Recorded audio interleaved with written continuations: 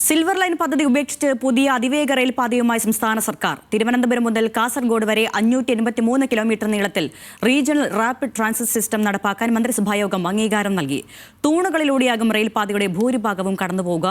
ഭൂമി ഏറ്റെടുപ്പ് കുറയുന്നതിനാൽ ജനങ്ങളുടെ എതിർപ്പ് മറികടക്കാനാകുമെന്ന് സർക്കാരിന്റെ പ്രതീക്ഷ. വിവരങ്ങളുമായി തിരുവനന്തപുരത്ത് നിന്ന് അർജുൻ രാജുണ്ട്. അർജുൻ, സംസ്ഥാന സർക്കാരിന്റെ അഭിമാനകരമായ പദ്ധതിയായി കണക്കാക്കി കൊണ്ടുവന്നതാണ് ഈ കെ റെയിൽ. അത് പാടെ ഉപേക്ഷിച്ചപ്പോൾ അതിവേഗ റെയിൽ പദ്ധതിയുമായി മുന്നോട്ട് പോകാൻ സർക്കാർ തീരുമാനിക്കുന്നു. എന്തൊക്കെയാണ് വിവരങ്ങൾ?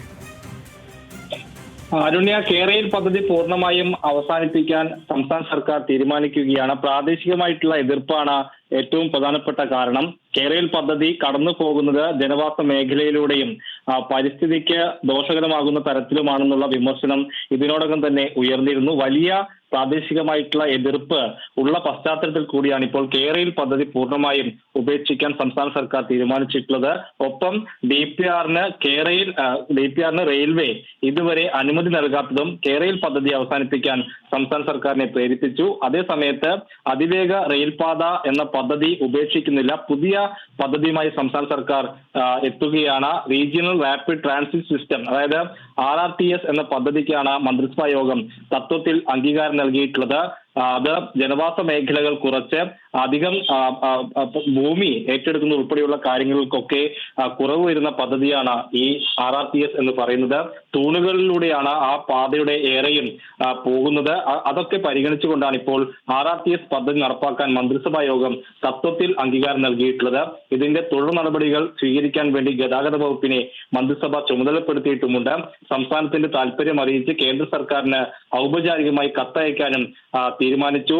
RRTS എന്ന് പറയുന്നത് നിലവിൽ തന്നെ ഡൽഹി ഉൾപ്പെടെയുള്ള സ്ഥലങ്ങളിൽ പ്രായോഗികമായി വിജയം കണ്ട പദ്ധതിയാണ്. മണിക്കൂറിൽ 160 മുതൽ 180 കിലോമീറ്റർ വരെ വേഗത ഉണ്ടാകും. കുറഞ്ഞ സ്റ്റേഷൻ ഇടവേളകൾ ഉണ്ടാകും. ഉയർന്ന യാത്രാശേഷി എന്നിവയാണ് RRTSന്റെ പ്രധാനപ്പെട്ട പ്രത്യേകതകൾ. ഒപ്പം തന്നെ അധികം ഭൂമി ഏറ്റെടുക്കേണ്ടതില്ല എന്നുള്ള ഒരു കാര്യം കൂടി സംസ്ഥാന സർക്കാർ പരിഗണിക്കുന്നുണ്ട്.